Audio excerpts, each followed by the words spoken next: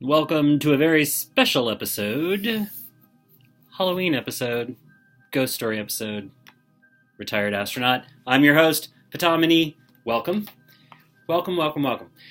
I have been wanting to talk on this subject for a while now because, it affects me very personally because the house in which I was raised, my grandmother's house, in Atchison, Kansas, and it's known as now it's infamously known as Sallie House, Sallie House. You can Google it. Tons and tons of stuff online about this most haunted house in all of Kansas, maybe all of the United States. Yes, there's a lot of information. It's been featured on a lot of TV shows. There's been a documentary made about it. It's been turned into a museum. Uh, yeah, I grew up there. I was there. My family moved there my mom and my five siblings. We moved in with my grandmother, who was already. She had moved into that house, to the Sallie House, I'll call it. She moved in there maybe in the 50s, I think, when upkeep of the family home, because she was a single mom, and it just got to be too much, you know. And so she scaled down as the kids were growing up, and she moved, just about a block and a half away. But honestly, uh, as a little kid, I was like, "Why did you leave that house?" She was up on Third Street. She moved down to Second. Beautiful house on Third Street, where my mother and her siblings grew up. And she moved into this house, and when we arrived in 1974, on the heels of my parents' divorce, it was for me not a happy time. My perception of the house has I'm certain. I mean, I know that my energy output in regards to the house. I need to be very responsible for that because as a child, hurting and in pain, that house represented to me the separation and dissolution of my family, and I hated that house. I was just always just like um, and cursing the house, and then at the same time thinking to myself, this house is cursed. For instance, it was a small house, and there were a lot of us. There was 8 of us by the time we arrived, and we're all kind of living on top of each other for a number of years as my older siblings, grew up, went to high school, and moved out. I was one of the younger kids, so after the older ones moved away, things felt a little better. But I always had a thing with that house. And even when we tried to fix it up, we'd paint it. My mom remodeled the bathroom. We would do work on it. It just always seemed to, I don't know, to be counteracted. And I remember even at some point there was a tree out front, and it had grown, and it was absolutely beautiful. And it was really beautiful too because it hid most of the house. And then my grandmother hired some tree trimmers, and they came over and they just butchered this tree. So this gorgeous tree was now just like a giant dead hunk of tree trunk with these. They cut off I don't even know what the point of it was. They cut off every single branch of that tree, and so now this house, that I'd already had conflict with, that I was already, this house, and here, here was worse than before. And I remember there was even a time, Kristen Gertis said to me on the playground, like, I was driving, down Second Street the other day, and I saw you playing outside of your house, and I was like, oh, and she was just like, that's where you live? She says, I'm like, that's a hideous freaking house. Like, I needed someone to tell me that. Thanks, Kristen. Thanks. I was very well aware of it, too. And it was a hard time for my family, and in which we were, growing and changing a lot. And there was a lot of growing pain. So we arrived. My sister was on one of these TV shows. So in the night, I wasn't aware of this status as a haunted museum until. So I was living in New York. It would have been like 1994, 95. My sister and I were talking on the phone, and she said, "Hey, I was on this TV show, and because the house is haunted, and I went to tell the story about the mysterious fire." And I was like, "Mysterious fire?" I didn't remember this story. But vaguely do now, but Kelly said my sister said when we moved in, soon after there was a fire, and it was in the bedroom that I shared with my younger brother. and it was around a windowsill, and nobody ever copped up to it. Like even now, no one's come forward, to say, "Oh, I'm the one that did it." It was always sort of this mysterious thing. And so she was on the show to tell that story, and people who know that is my childhood home and say, "Oh, so, what kind of paranormal stuff did y'all experience growing up there?" Well, in a small house with 8 people and 6 of them being kids, and at one time 4 of them being teenagers, all at once, there was a lot of action in that house. Tiny house, a lot of hormones. So if there was paranormal activity, we may not have noticed, and us being there might have, made ghosts shy away. Especially what I understand about this Sallie. According to, and this is a man that I went to high school with. So after my grandmother got older, eventually she passed in 2000, and the house was sold. My aunt was executor of the estate, and she was executor of the will, and she sold the house, and I can't remember if they were renting or they owned at this point. But Tony Pickman was a year ahead of me in high school, year or two, and so he settled into it. So I was watching some of this footage from these TV shows on a long time ago, but they would actually show. I have to say it was impressive because he's very fair skinned, more than me, like ginger, and he lifted up his shirt and you could see claw marks like emerging on his white flesh, these red marks, and so he and his wife had talked about how they'd been interacting with Sallie, and researchers had found that there was a young girl named Sallie who died in the house, maybe like in the early 1900s when it was owned by a doctor who, I guess, performed an emergency appendectomy on a young child that was brought to the house in a panic, and unfortunately she died on the operating table, and that has become the source of the legend, and now also too. There are many, many houses in the same town that are claiming, to have paranormal activity, and you can take a tour. You can go to this town and you can tour all these. And some of these homes are magnificent. I have to tell you, some of these homes are. I mean, that little house that we were in, little brick construction. Right across the street is this palatial, mansion that takes up the whole entire block. There are all of these gorgeous. Old Gothic style homes that were built like way back in the day when the town was founded by some monks, and the same monks who started all the schools and sisters, the Scholastic Order of Sisters, Benedictine Order of Monks, and they started all these schools in grade school on up to college. I attended all these and did not the college, but some of my siblings did, and but so. In asking about the paranormal, people have asked me, I can say that even though I was speaking with spirits and I may have talked to Sallie from time to time, she didn't really interest me, I have to say. I remember kind of feeling her around me when I was playing by myself and wanting someone to play with, and I might just like kind of communicate with her, but not a whole lot. I didn't really have a big exchange with her. When I would talk to spirits, I was way more into talking to my guides, and her spirit more than likely is, could be a confused soul who hasn't, gone to the light, Carol Ann, and just hasn't or may have, already made the passage. So I kind of vaguely remember, her being around. She was not really, a big thing because they were far more interesting spirits that I was talking to, and they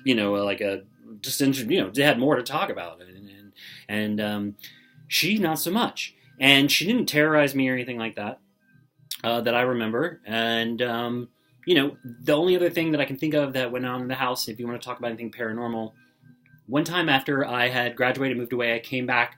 And I was staying back in the town for a short time, and I think I went to stay at my grandmother's, and I was just sleeping on the couch in the living room. And I had my first conscious in this lifetime out of body experience. It was very profound. And what was interesting about it is like was trying to fall asleep and I was having a hard time falling asleep, and I kept coming in and out of this REM sleep. I'd be dreaming and I'd be wide awake and I'd be dreaming and I'd be wide awake. And it was exhausting. I remember just feeling exhausted. And so at a certain point, I felt I felt like I heard it or I sensed it. There was a presence coming through and into the house, but I couldn't move. I was just so exhausted. I was so tired, couldn't move. My hands were on my chest, and my heart was starting to beat really, really rapidly. And I could feel this energy approaching me, and it felt like the hands were coming down and beside me. And my heart, I remember having a moment where I'm like, oh, this is death, I'm dying. And my heartbeat had just kind of exploded, even though I couldn't move. My heart was going crazy. And I lifted up out of my body and I floated up to the ceiling and I was looking down on it. And then I immediately clocked what was happening because, as it so happens, I had recently seen Shirley MacLaine's Out on a Limb. And in that, she reenacts her first out-of-body experience. So I know that seeing that had a big impact on me. I'd seen it represented in like comics and sci-fi and stuff like that, but it was really cool to hear someone here's someone you can completely believe, and she's talking about this experience in the mountains in and around Peru. It's on YouTube if you ever want to watch her Out on the Limb. It's very interesting. And so I had both the imagination background, but then I also had this example of a human being actually doing it, and credible source actually talking about it. And then it happened for me, and so I wasn't like, it was cool. And when it happened, I just sort of floated back down. Once I acknowledged what was going on, I floated back down to my body. And so I was asking people in my family about it, and both my mom and my oldest brother were like, "Oh yeah, that's happened to me too." And they meant in the house. I kind of was asleep and in and out, and then I raised up and looked down and I saw my body, and it doesn't seem like anybody ever left the house, but it seems like people did kind of float up. So, I mean, there's that. And when I talked about, astral projection with people outside my family, because I made some mention of it to some coworkers at that time, and they just like, no, it's never happened to me, and that's weird, and da da da. And I was like, oh, really? Because my mom and my brother were just like, whatever. Yeah, sure, it happens. So in terms of paranormal, that's about it. And the only other thing that I could think of, and this is not to discount like what Tony and his family, they're having their own experience. Me personally, when I heard about it, I was like, ghosts, because I learned early on, maybe it's from watching Poltergeist or whatever, that if these spirits are in and they're causing kind of trouble, you just send them on their way. You just like call them in and you say, look, you have no power here. You go to the light if you want to go to the light, but you cannot be here and you cannot bother people. And and you just kind of like you just say, look, I'm in charge, and you tell the spirits to leave. So if I was in a ghost hunter show, it would be over in like 5 minutes. They'd bring me into the house and I would just call everybody together and be like, y'all don't belong here. You're not you need to move on and go. And, the show would be over in 5 minutes, and it really wouldn't be that interesting to be me doing that week after week. And I have done that in spaces where I have walked and felt residual, heaviness, sadness, despair, and a desire to move on, helping people like spirits especially, move on, because death can be kind of scary and weird depending on how it happens, but it's not the end at all. It's the beginning, really. So the only other thing I can think about the house is the basement. The basement of that house, of Sallie House, was always scary to me as a kid because, first of all, I don't know, it just seemed like a layer of hell. Okay, I went down to the basement.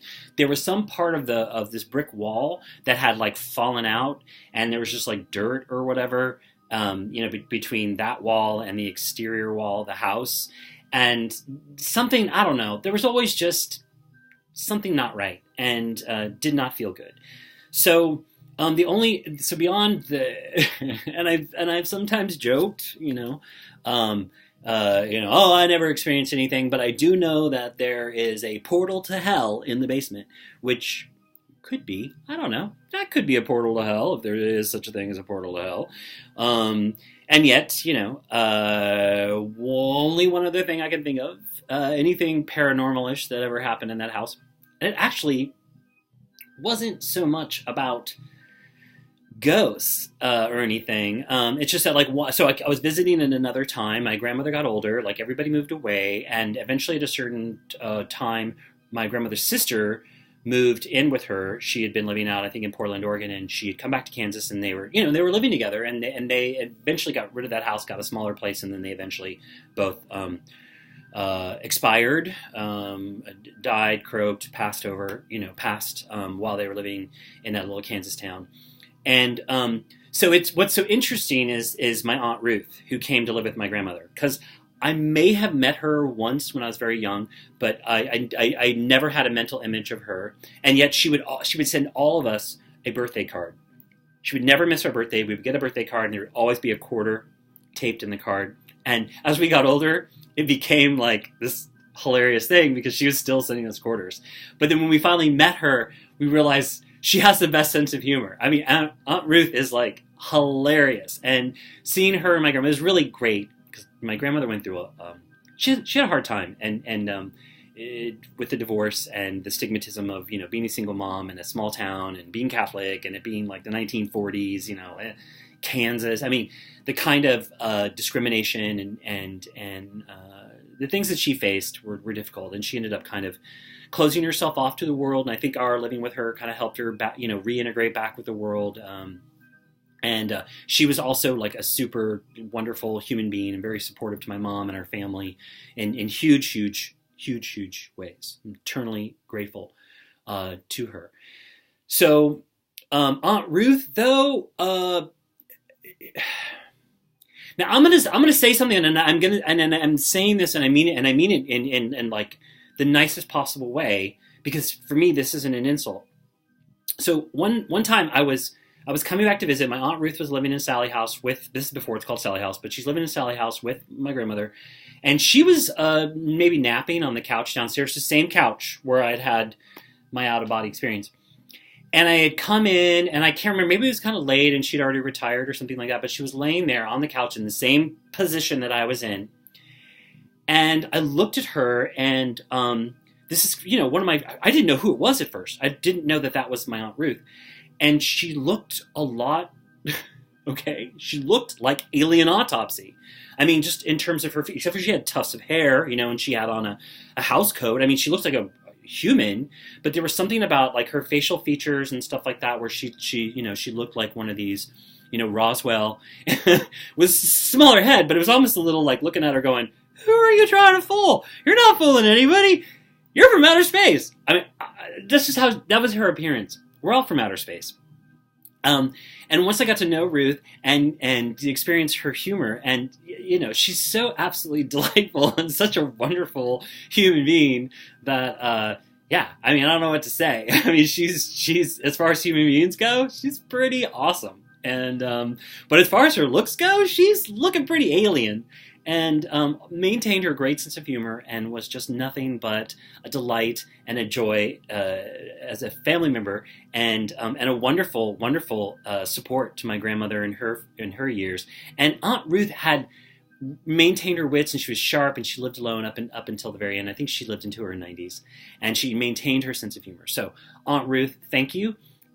But honestly, y'all, that's about it in terms of paranormal. However, if people were interested in exploring this, I would say those Gothic houses in and around, because we're right on the Missouri River, and it's the dividing line between Kansas and Missouri. And so if you go back, if you were to look at the Civil War, some of these houses on the Kansas side might have been part of the Underground Railroad. There might have been some not so good things happening as well.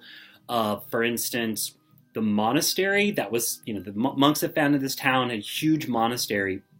And as a kid, and it was near the river, and it had this expansive view of the town and the whole region. As a child, though, when I would go exploring with friends and siblings along the river, railroad tracks and things like that, underneath the Benedictine monastery are these limestone caves. They've now been converted into I don't know, like end of time shelters. You can book a space and park your RV in there because they're limestone.